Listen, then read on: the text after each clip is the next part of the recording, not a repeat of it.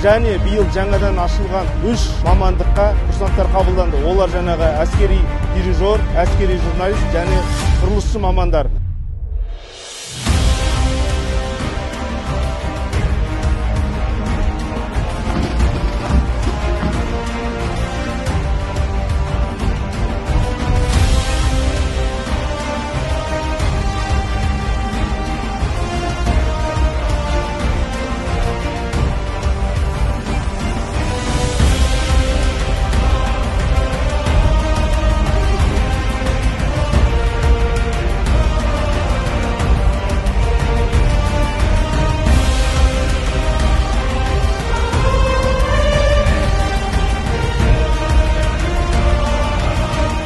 Теперь я рад, что здесь, я рад служить в стране Казахстан.